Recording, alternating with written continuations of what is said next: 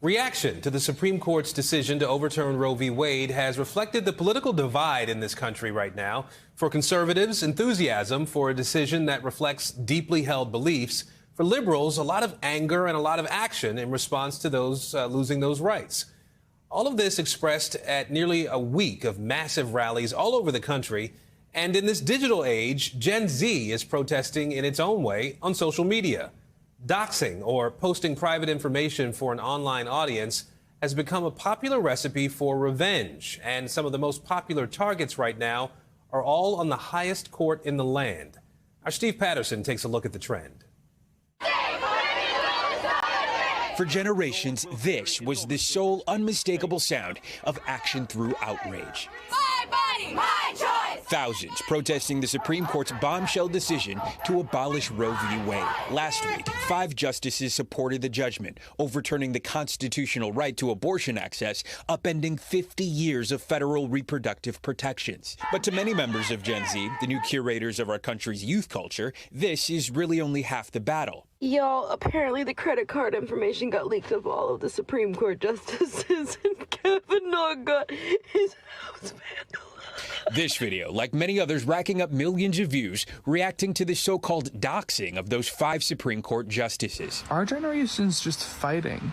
We're fighting back. We're not sitting here and taking it. Doxing is when someone finds another individual's personal or private information and goes public with it, often on platforms like Instagram and TikTok. Take me inside the mind of Gen Z. The feeling of frustration, of anger, of feeling like there's not much that they can do to change what has happened in terms of the decision with Roe. This puts the power in a tiny way back in their own hands, whether, you believe it's ethical or not. In a small way, they feel like they have a little bit of control. NBC News found several videos like this one on TikTok, alleging to reveal home addresses, IP addresses, and credit card information before they were removed by the platform.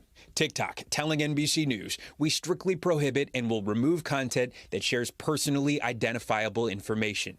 I just think it's ridiculous that they're able to overturn our rights like that. And I think that doxing will hopefully help spread more light onto this issue. But what some see as a protest can quickly turn into an abusive practice of harassment. Earlier this month, federal officials say conservative Supreme Court appointee Brett Kavanaugh was threatened outside of his home by a man who was armed and intended to kill the justice. It can be dangerous, and in some cases, it's been deadly. Digital rights experts say doxing treads a fine legal line depending on the activity. It has to be, when it's released with the intent and knowledge that it would be used to threaten, intimidate, or facilitate the commission of a crime, then regardless of whether it was public information or not, it becomes a federal crime. For now, as more reaction videos surface, there's no sign that the doxing trend will end anytime soon. Ethical or not, the practice cemented as a call to action for the digital age. And Steve Patterson joins us now. Steve, I wonder, is there a thought that this has the potential to lead to Gen Zers making a stronger move toward the ballot box? Yeah, Aaron, we reached out. We got some great intel from our NBC politics colleagues showing that between Gen Z and young millennials, by far, no other group that was polled feels more strongly that abortions should be legal. Our intern, Alexis, she's standing right there, spent a lot of time interviewing members of her own generation for the story. She says it was kind of a mixed bag, with some believing all the doxing is raising awareness that will lead to political action, while others say they feel there's even more ambivalence following this decision, and that simply won't be cured by the latest viral trend.